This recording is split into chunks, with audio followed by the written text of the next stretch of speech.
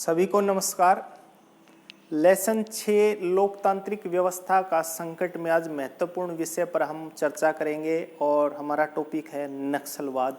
नक्सलवाद एक ऐसी समस्या है जिसमें वर्तमान में भी देश के लिए कई प्रकार की चुनौतियां खड़ी की हैं और सबसे पहले हम चर्चा करें कि नक्सलवाद होता क्या है। तो नक्सलवाद जो है इसकी उत्पत्ति माना जाता है कि पश्चिम बंगाल से हुई और नक्सलबाड़ी नामक जो है गांव से हुई। तो नक्सलवाद जो होता है या नक्सली जो होते हैं वो स्थानीय लोग जब अपनी मांगों को लेकर के सरकार या व्यवस्था के खिलाफ सशस्त्र संघर्ष करते हैं या आंदोलन करते हैं तो नक्सलवाद कहलाता है।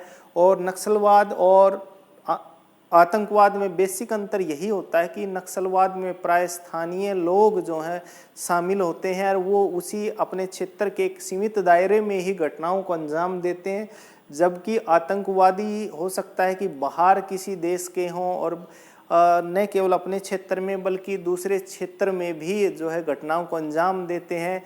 तो बेसिक अंतर ये होता है नक्सलवाद और आतंकवाद में। तो नक्सलवाद पर हम आगे चर्चा करेंगे। इसकी शुरुआत हुई 1967 में पश्चिम बंगाल के जो पर्वतीय जिले थे दार्जिलिंग क्षेत्र में किसानों का एक आंदोलन शुरू हुआ, किसानों और भूमाफिया के मध्य।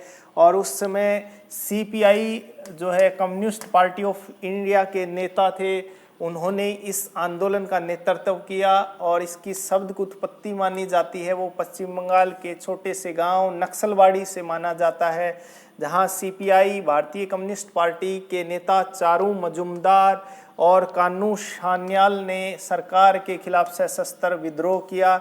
और कारण क्या था कि इस आंदोलन में जो धनी और भूस्वामी लोग थे उन्होंने गरीब लोगों की जो जमीन पर अवैध कब्जा कर लिया था या उन भूमिहीन किसानों के ऊपर अत्याचार कर रहे थे, उसके खिलाफ कान्हू सान्याल और चारू मजुमदार ने जो है आंदोलन किया। और साथ में पहली बार देश के समक्ष ये चुनौती आई और वर्तमान में भी बहुत सारे राज्यों में ये समस्या उत्पन्न हो रही है। और इन लोगों का विश्वास है कि लोकतंत्र में इनकी आस्था नहीं होती, बल्कि जो है इनका आधार भी ये माना जाता है कि ये गरीब और किसानों की मदद करना चाहते हैं, लेकिन व्यवस्था के खिलाफ सशस्त्र आंदोलन करना लोकतांत्रिक सिद्धांतों के अनुरूप नहीं है, इसलिए इसकी आलोचना की जाती है। और हालांकि ये पश्चिम बंगाल के जो है दार्जिलिंग क्षेत्र से शुरू हुआ, लेकिन ये आंदोलन धीरे धीरे जो है बहुत सारे राज्यों में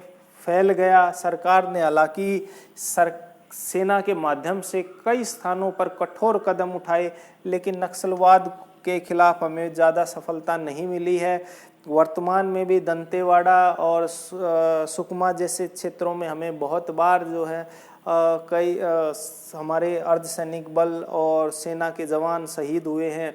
लगातार उसका नुकसान हमें हो रहा है। और साथ में 9 राज्यों में नक्सलवाद प्रभावित क्षेत्र माने जाते हैं। छत्तीसगढ़ है, तेलंगाना है, आंध्र प्रदेश है, पश्चिम बंगाल है, असम है, नागालैंड को ऐसे नक्सलवाद प्रभावित क्षेत्र माने जाते हैं जो वर्तमान में राष्ट्रीय समस्या के रूप में उभर कर सामने आए हैं।